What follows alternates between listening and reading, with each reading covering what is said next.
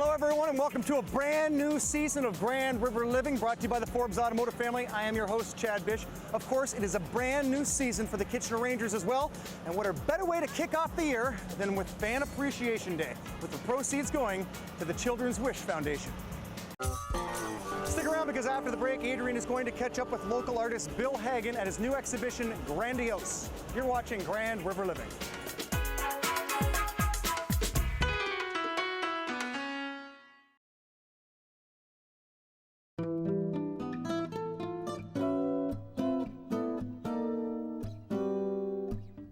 Flowing through 300 kilometers of southwestern Ontario, the beauty of the Grand River spreads far and wide.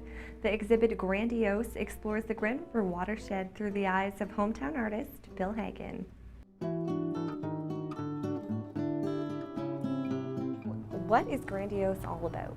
Well, Grandiose is a different perspective on the Grand River. It's taking a look at the Grand River from unusual locations, places that are sort of off the beaten path, and then taking those photographic images and making them into paintings that are abstract sort of landscape paintings that depict portions of those photographs or the flavor of the photograph, and basically try to inspire someone to get out there and take a look at where the picture was taken. What made you create this project? Well, last year I had my first solo show, and we started looking at the Grand River as some of the concepts and some of the subject matter for the new show. And then I said, you know what, this Grand River thing is much bigger than just subject matter. It can be an entire show, and it looks like it's going to be like an ongoing project for me. But the whole idea is that the Grand and all those tributaries, they offer so much within the region and within the different seasons and the different times of day that you could spend a lifetime just walking around, canoeing, hiking on the Grand, and find all sorts of different images, and then that inspires you to do the paintings that come out of those. So, you know, I've got thousands of images now, and I've probably got years worth of images to make paintings, so that's what that was all about. Can you tell us about the process involved in creating these landstracks? Basically, I'll take a look at photographs and that I've taken, and then start to sort of get ideas of colors and shapes and textures from those different photographs, and then incorporate them into paintings. So you may see the trees from one area and the colors from another, and trying to basically harmonize them together just like they are in the photograph, but with a different sort of twist to it, so that when someone looks at the painting, they're going, hey, that's something that makes me feel like this is the Grand River, rather than just the traditional shot of the river, you know, of it meandering, or the trees and the riverbanks and that. So my idea is to look at the painting and then be able to look at it at different times and go back and revisit the painting, and then get a different feel from the river from that every time you see it. So what do you want people to see when they look at these photos? I'd like them to see the river from a different perspective. That's the key, is to say, hey, I think I know where that is, or I'd like to see where that picture came from. I'd like to see the photograph that drove the painting, and then maybe I can get out and get my car and go find that, and, you know, basically, you know, say, okay, this was taken here. I'm going to go there and see where Bill took that picture, and get, you know, and get the whole emotion of the Grand River and the Grand River system, you know, behind me. You did a lot of traveling around to get some of these photos. Tell me about your travels. The best part was the traveling, you know, whether you're canoeing or walking or just driving around, is following the river and trying to find all the different spots where you can get access to the river, because the river is embedded in a lot of properties where you can't just walk in and get pictures and take stuff. So you'd spend like a day just getting out a map and then following the roads and the crossroads wherever they cross over rivers, and you know there's a bridge there, and you're going to get out and you're going to walk up the river banks or walk up the middle of the river even. And so you've explored the river from Grand Valley all the way down to the lake, and all the tributaries and ponds and lakes that run into it. So it's been a real adventure, and I'm looking forward to getting out this fall and doing a lot more pictures.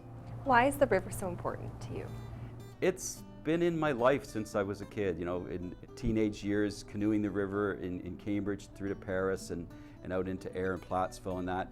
It's sort of in your life. Once you start to get into the river, it's there forever. And the beauty of coming back to it this year is I noticed that things that I saw when I was a kid, I'm seeing those images again, not changed at all. So, you know, whether the landscape around the river changes, that's one thing, but the river itself stays the same. So it's a nice constant, so that when you get back into to traveling the river and revisiting, it's almost like you're going back in time and you're seeing all these memories from when you were a kid or a young adult or whatever. So I'm encouraging people to get out there and reinvest back into the river. If you saw the river or you saw the gorge, you know, 20 years ago, back and see it again, because it'll bring back all those memories that you had back then.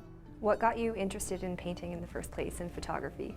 I've been painting and taking pictures since I was a teenager, and just this past year it's been a great rekindling of all of that, and now I've got a renewed spark. It's almost like I'm a kid again, and I'm having a lot of fun, and you know, the painting part's always been in my blood, but now it's just running like mad.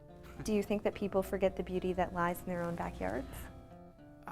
I don't think they forget the beauty. I think that they've forgotten to take the time to go find it again. I think there's a lot of people that have been down to the rivers, you know, the Pioneer Tower, they've seen the sights and that, and given busy lifestyles and everybody rushing from A to B, they've forgotten to take the time to go look at it again or go see something new. So forgotten, no. Too busy to go back and take another look? Yeah, I think so. But I'm hoping that with artists like myself encouraging people to get out there and look at the river, that people will take the time to find these things. This is your little Grand Canyon in the backyard. This is your little trip away. You can spend half a day in the Grand River area, you know, hiking and discovering things, and find things that are just as unusual and just as amazing as a wonder of the world. We've got a little wonder of the world right here in the Waterloo region.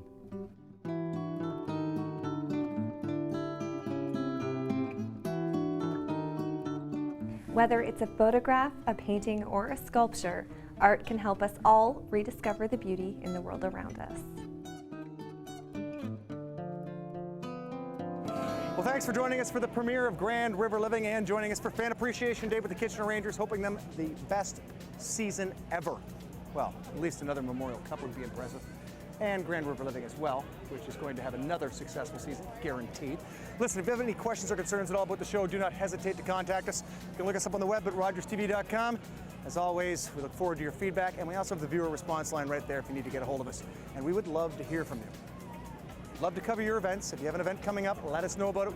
Can't cover it if we're not aware of it. And as always, we look forward to seeing you next time on Grand River Living.